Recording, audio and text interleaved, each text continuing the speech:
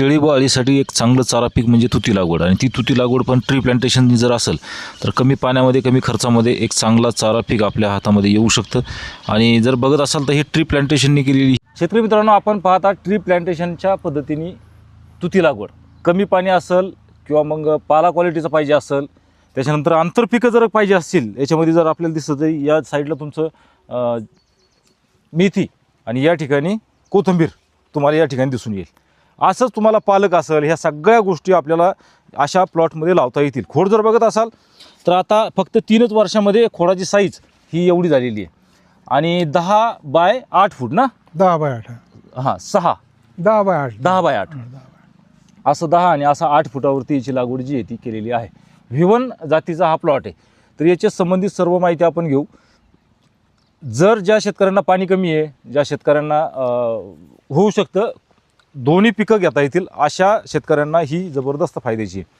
छाटणी केली की आपलं कोथिंबीर किंवा कुठलंही म्हणजे 2 पिकं याच्यामध्ये निघू शकतात. तुम्ही पालक घ्या, मेथी घ्या, धने घ्या, करडी घ्या, त्याच्यानंतर कुठलंही बीट घ्या, मुळा घ्या, कुठलंही पीक भाजीपाला पीक याच्यामध्ये घेऊ शकतो आपण. गहूसुद्धा याच्यात लावता येईल. तर असं नाही की तुती लावली म्हणजे पूर्ण रान त्यात गुंतलं.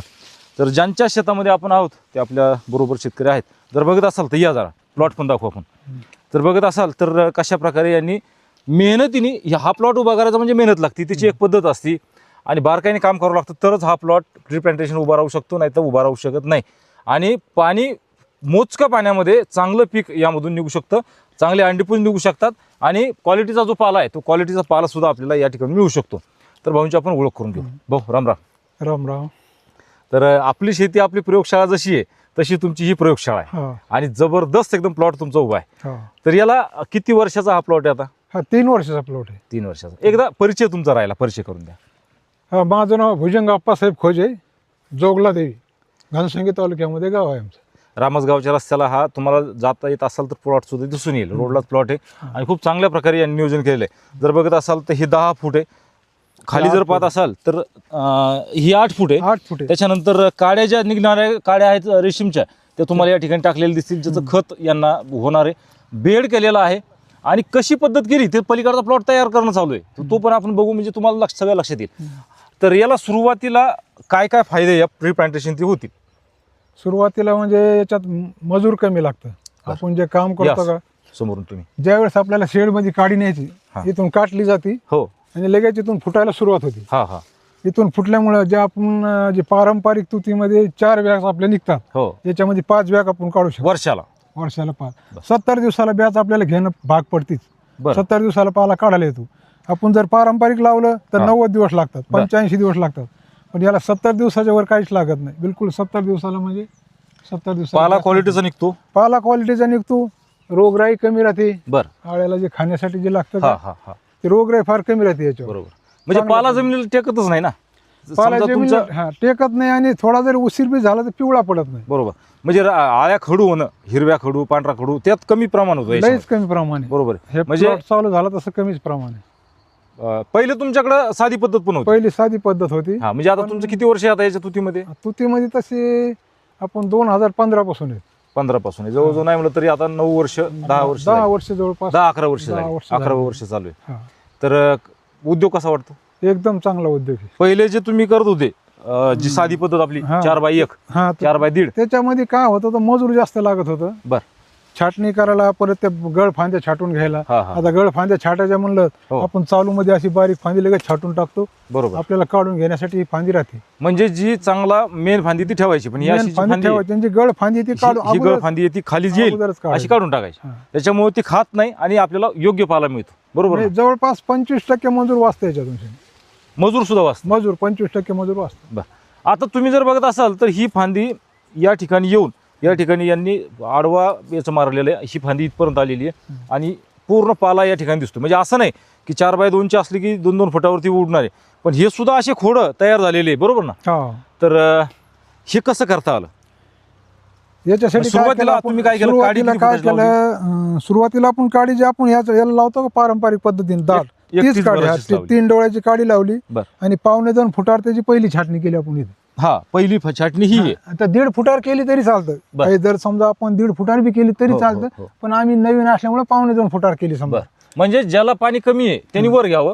नाही तसं बरोबर. काय नाही, पाण्यामुळे नाही समजा. जेवढं एखादं वर जाईल तेवढं त्याचं खोड मोठं बनतं ना. मोठं बनतं. हा. कारण की आपला एक व्हिडिओ टाकलेला आहे बा हम्म. म्हैसूरच्या, मला वाटतं कुलबुर्गी का काहीतरी गाव आहे, हम्म. त्याच्यामध्ये संशोधन केंद्र आहे.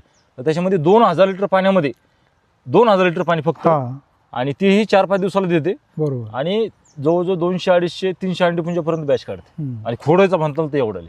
तर आता आपलं पहिली छाटणी झाली 1.5 फुटावर. हा. त्याच्यानंतर मग ह्या फाट्या आपण 4-5 फुटाची पाटी होऊन दिली. बर. 5 फुटाची 4 फुटा झाल्याच्या नंतर मग तिला असं वाघ देऊन घेतला. बर. हे वाघ देऊन घेतला आणि इथं एक खुट्टी ठोकून शेनी तिला बांधली. खुट्टी ठेवून बांधली तरी चालतं, किंवा सरळ अशी ह्या झाडाला जरी बांधला आपण बरोबर, तरी इकडून इकडे चालतं. फांदी हा. घ्यायची अशी. हा. आणि त्याचा पुढचा शेंडा कट करून टाकला. बर. बस लगेच ते फुटायला सुरुवात झाली. तर म्हणजे तुमचं वावर जे फक्त पहिल्या वर्षी समजा आपली साधारण एक ब्यास निघते, थोडी छोटी. हा हा म्हणजे हे झाड डेव्हलप झाड करत डेव्हलप करण्यामध्ये जातं, पण एक छोटी ब्यास निघते समजा. पण उत्पन्न बी थांबत नाही ना याच्यामध्ये, तुम्हाला उत्पन्न घेता येतं ना? याच्यात तर घेतलंच ना आपण. सुरुवातीला त्याच्यात कापूस घेतला, हो. पहिल्या वर्षी कापूस घेतला, त्याच्यानंतर गहू घेतला, लगेच उत्पन्न नाही थांबत. फक्त गहू पीक कोणचंही घेत असताना हा, हा. त्याच्यावरती औषधं मारायला जमत नाही. औषध नाही जमत. हा म्हणजे अळीनाशकच्या हा. औषधं त्यात जास्त शून्य. नाही.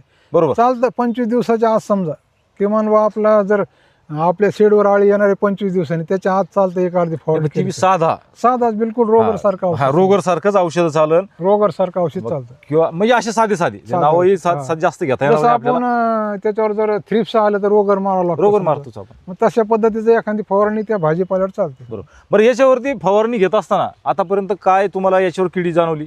हे एक फक्त लष्करी आळी, नाही लष्करी आळी, आणि ती कधीतरी लष्करी आळी ती पावसाळ्यात येते कधी कधी. फक्त थ्रिप्स जाणवतं याच्यात. तर थ्रिप्ससाठी काय घेता मग? रोगरच, रोगर शिवाय काही नाही. बस दुसरं तर काय. किती ml नाही घेताय? रोगर ते 30 ml. 30 ml. याच्या रोगर शिवाय या प्लॉट मध्ये दुसरा काहीच नाही नाही मारलं. ना, दुसरं काहीच नाही. बरोबर. बरं, याच्यामध्ये आता तुम्ही आंतरपीक सुद्धा काढता. हा आज जर बघत असाल तर याच्यामध्ये मेथी सुद्धा चांगल्या प्रकारे तुम्हाला दिसून येईल. हा. तर आता या ठिकाणी मेथी केली, या ठिकाणी पुढच्या वेळेस पुढच्या बॅचला यामध्ये मेथी राहील. मेथी, आणि त्याच्यामध्ये त्या ठिकाणी कोथिंबीर राहील. तर हे उत्पन्न तुम्हाला एका एकर मधून किती येऊ शकतं वार्षिक? आता हे आपलं हे जे केले का आपण, मेथीचे प्रयोग सुरुवातीला पहिल्यांदाच केला. हा. याच्या अगोदर आपण मूग पेरतो, याच्यात बर. मूग पेरायचो हा. आणि घोण्यामध्ये आले त्याच्यात रोटा मारून टाकायचो. याला खत म्हणजे द्यायचं. खत समजायला बरोबर.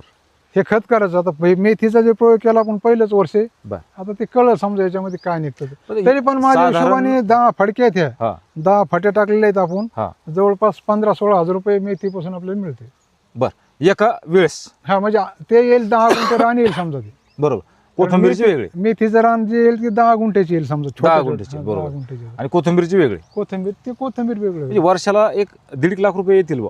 आंतरपीक 1-1.5 लाख रुपये. सहज येणार, सहज. किंवा मग याच्यामध्ये समजा एखाद्याला गहू करायचा तर गहू सुद्धा करता येईल, गहू- कारण गहू इतकाच असतो ना. हो किंवा मग तुमचे जे लहान पीक ते करता येतं बा. करता येतं. जर बघत असाल तर या ठिकाणी पूर्ण लांबीचं दाखवू शकता तुम्ही कशा प्रकारे प्लॉट याला जमलेला आहे. आणि जी मेहनत आहे ती मेहनत जी आहे ती ही प्लॉट तयार करण्याची जी आहे ही 3 वर्षाची मेहनत त्यांची इथं आहे. हा. बरं, आता छाटणी जी करता आपण रेग्युलर जी छाटणी करतो ती आपण इळ्याने छाटणी करतो. येळ्यांची छाटणी. वाकवलं की कापलं, त्याला जास्त लवकर पाला कापणं होतो. हा. तर याच्यामध्ये पाला कापायला थोडा उशीर लागतो. नाही उशीर जास्त लागत नाही. बरं. कारण आता कसं आहे, सुरुवातीला माणूस गोंधळून जातं, पण एवढं सोपं आहे. पकडीनं लगेच कापी चोलतो आपण याला, कटा इळ्याला तरी ते खाली वाकणं, हो, वर हो, वळणं हो. ते गरजच म्हणजे नाही. कंबर दुखायचं काम नाही. कंबर दुखायचं काम नाही, सरळ उभ्याने काम आहे पूर्ण. कंबर. एक भारा निघतो का एका झाडाला? कधी एक भारा निघतो, कधी आता ह्या झाडाला एक भारा आरामात निघू शकतो, निघतोच ना. आहे की नाही? बरं, एखाद्या शेतकऱ्याला पाणी कमी आहे आणि त्याला हे पीक करायचं 1 एकर, तर मला वाटतं उन्हाळ्यामध्ये पाणी नाही दिलं किंवा मग 15 दिवसाला जर दिलं हा. तरी चांगला पाला त्याचा हिरवा राहील. पाला चांगला राहील, किंवा लय जर कडक ऊन असेल तर एखाद्या वेळेस ब्यास नाही घेता येणार, पण झाडं जाणार नाही. बरोबर आहे. आणि दुसरी गोष्ट, शेळी पालन ज्याला करायचंय त्याला सुद्धा हे जे पाला आहे हा भरपूर प्रोटीन असलेला पाला आहे, जो की शेळ्याला तुम्हाला टाकता येतो. शेळी पालनासाठी ते नंबर 1 राहणार आहे. कारण हे जे अंतर आहे याच्यामध्ये तुम्ही बवाळी सारखं, जसं आपण बवाळी बरोबर. शेळी खाते समजा, आणि बवाळीला सुद्धा ते खत देणारे ते हे घटक असतात खालून शेणी. जसं मुगाला बारीक गाठी असतात ना बरोबर. मुळाला, बरोबर. तसं बवाळीच्या झाडाला सुद्धा असतात. त्याचा डबल फायदा होणार आहे. त्या शेळी पालनासाठी तर खूपच फायदा होणार आहे. म्हणजे आतमध्ये चारा करून शेळ्याला दोन्ही चारे देता येते. हे बी येतं आणि हा पण देतो. बरोबर. तर एका पिकामध्ये आता 1.25 एकरचं तुमचं मला वाटतं ते धरून 1.25 एकर आहे. तर ह्या 1.25 एकर मध्ये तुमचं मग अंडीपुंज किती चालतात याच्यामध्ये सध्या? याच्यामध्ये 3 वर्षामध्ये आता 200 अंडे पण चालू आहे सध्या. 200. तर 200ला तुमचं मग पीक किती निघते क्विंटल किती निघतं? 1 क्विंटल 85 किलो पर्यंत निघले, कधी कमी निघतं, काही प्रॉब्लेम आला समजा एक 1.5 ते 2 क्विंटल मध्ये समजा, हो. आहे ना? 1.5 ते 2 क्विंटल. आणि भाव काय लागतो तुम्हाला सध्या? आता भाव आपल्याला एप्रिल मध्ये नंबर 1 भाव लागला होता, आपला सत्कार पण झाला. किती? 710 रुपये. वा, म्हणजे बीड मार्केटला 710 रुपये त्यावेळेस हायस्ट भाव होता. म्हणजे 71,000 रुपये क्विंटल. हो, बरोबर. ते 71,000 रुपये क्विंटल. आता कुठलंच पीक सध्या शेतीचं नाही भेटत त्यावेळेस 1 क्विंटल 70 किलो माल निघाला होता. अरे वा. म्हणजे हे सुद्धा आपण जाणून घ्यायला पाहिजे की एका एकर मधून सुद्धा एवढी मोठी पावती. कितीची हजाराची पावती झाली ती पूर्ण? ते 1,12,000 रुपये झाले. 1,12,000ची एका पिकामध्ये, एका पिकावर 1.25 एकर मध्ये. हो. बरोबर ना? तर हे सुद्धा रेशीम उद्योग चुकीचा नाहीये. रेशीम उद्योग श्रमाचा आहे, कष्टाचा आहे, शेतात काम करणाऱ्याचाच आहे. म्हणजे बाहेरून येऊन रेशीम उद्योग नाही होऊ शकत. बांधावून शेती करणाऱ्याचा उद्योग नाही. बरं, दुसरी गोष्ट, आता तुम्ही 2.25 लाखाचं पीक विकलं तर त्याच्यामध्ये लागून तुम्हाला खर्च किती लागला? खर्च सगळा 20,000 पर्यंत लागतो. 20,000 रुपये. ते आता इथून म्हणजे अंडे पुंचे अंड्याचं चॉकी असेल किंवा आता चॉकी जर बाहेरून आणले समजा तर जवळपास 8-10,000 रुपये चॉकीलाच लागतात. बरोबर. 8,000 रुपये 200 अंडे पुंज आणायचं म्हटलं तर 8,000 चॉकीलाच लागतात. बरोबर. आणि बाकी मग 1-2 बॅग खत समजा, बाकी इतर खर्च.